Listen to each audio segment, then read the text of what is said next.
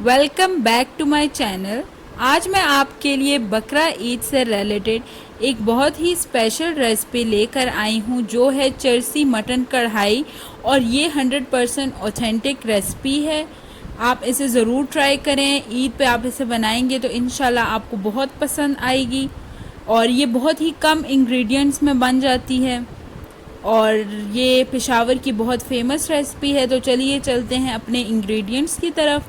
हमें इसके लिए चाहिए छोटा गोश्त। आप इसकी जगह दुम्बे का गोश्त भी ले सकते हैं या बड़ा गोश्त भी ले सकते हैं। इसमें हम लोगों ने कुछ बोन्स के पार्ट लिए हैं और कुछ सिंपल मीट लिया है।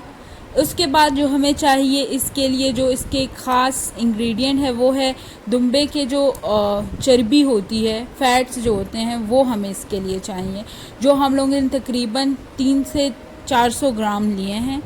ठीक है, 1 किलो गोश्त और 300 से 400 ग्राम जो हम लोगों ने फ़ैट लिया है। अगर आपको फ़ैट नहीं डालना तो आप इसके अंदर ऑयल भी डाल सकते हैं। उसके बाद अब हमने इस गोश्त को पकाना है। उसके लिए हम लोग इसके अंदर ऐड करेंगे पानी 2 कप, और हम लोग 1 टेबल स्पून सॉल्ट ऐड करेंगे। इसके बाद सॉल्ट नहीं ऐड करना। ठीक है, उसके बाद जो है हम लोग इसको अच्छे तरीके से पकाएंगे।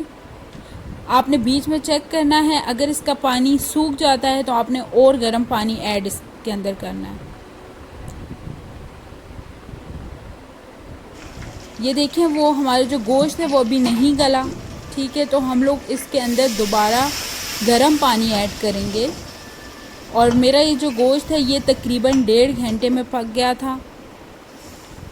ये मैंने देखे दोबारा पानी, अब जो है मैंने ढकना हटा दिया। इसे 1.5 घंटा हो चुका है और ये हमारा गोश्त अच्छे तरीके से रेडी हो चुका है। अब हम इसका जो पानी है वो ड्राई कर लेंगे। जब पानी में थोड़ी सी कसर हो तो उसके बाद हम इसके अंदर हरी मिर्चें ऐड करेंगे। हरी मिर्चें ऐड करने के बाद आपने इसे थोड़ी तेज़ आंच पे पकाना है ताकि इसका पानी बिल्कुल अच्छे तरीके से ड्राई हो जाए।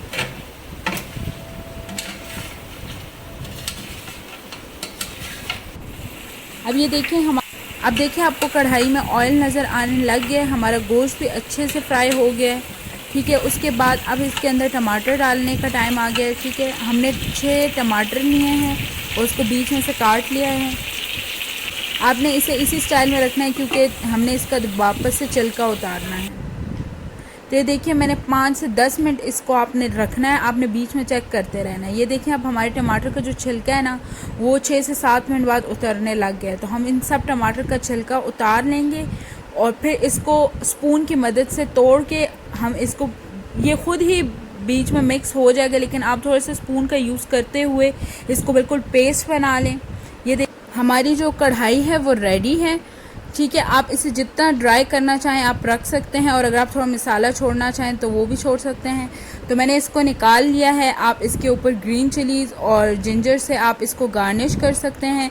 और अगर आपको मेरी वीडियो पसंद आए तो प्लीज़ मेरी वीडियो को लाइक, शेयर और सब्सक्राइब करें और कमेंट करना ना भूलें। अल्लाह हाफ़िज़।